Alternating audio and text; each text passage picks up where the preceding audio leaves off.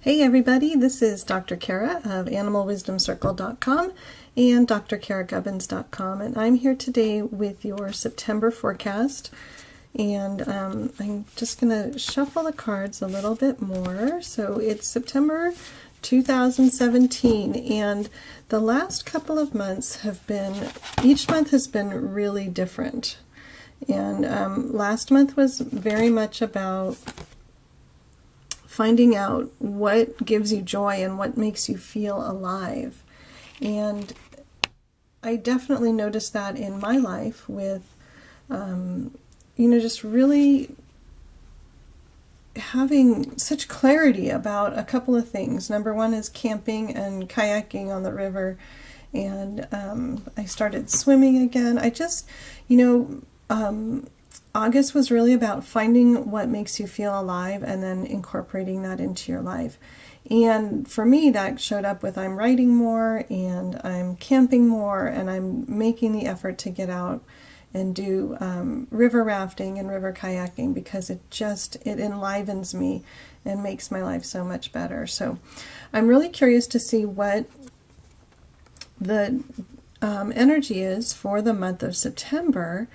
And interesting, we've got first the Asian elephant and then African lion and then the leopard. So I'm kind of looking at these. Sometimes the three cards tell a story, sometimes they're independent, and right now I'm looking at these as these are all really strong models, really, really strong.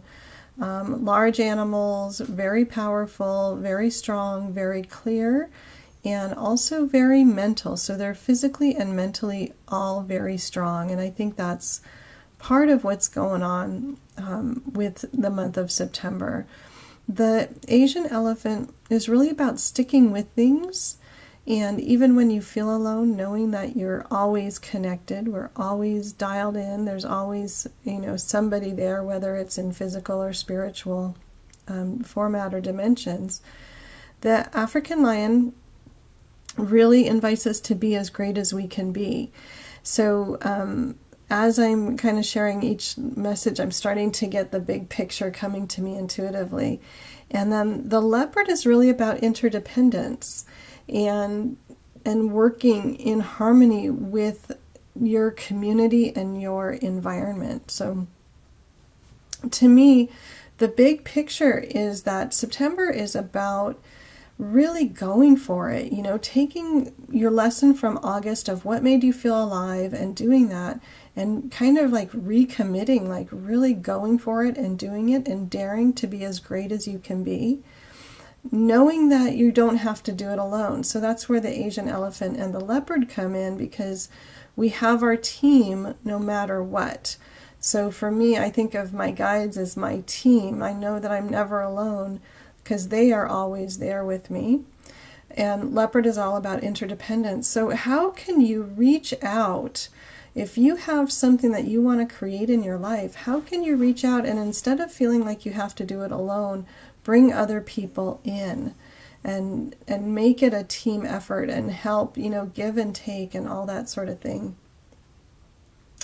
Really September's a time to take that vision and really ground it and implement it, and in a very practical way start thinking about how can I get help with whatever it is that I want in my life.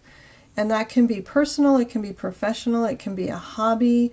As I'm seeing this, I'm thinking of, I'm the event coordinator for the local North State Writers Group, and I can't do it all alone. So I'm thinking like, oh, this is perfect. This is exactly what's going on. I'm creating events and trying to really boost the club and boost all the authors, but I can't do it alone. I have to ask for help, and I also have to follow my guidance. So September, bring in your gift, your goal, and ask for guidance, really commit to it, and ask for help. To me, that's the take-home message.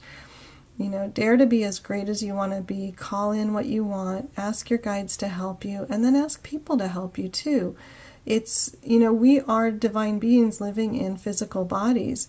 And so we have the resources from the spiritual world and the practical world. And this is the month to really draw all of those resources in service to creating something that is really meaningful for you and that's going to be very, very fulfilling.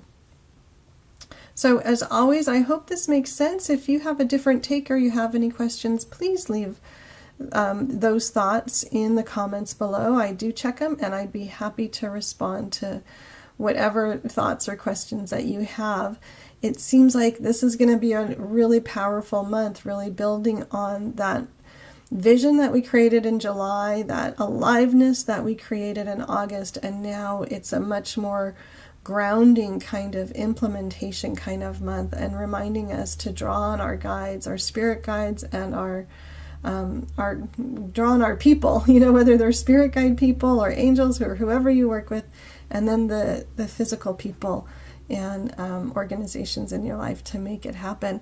I can't wait to hear what your vision is and how you're implementing it. So leave that in the comments below too. Have a great month.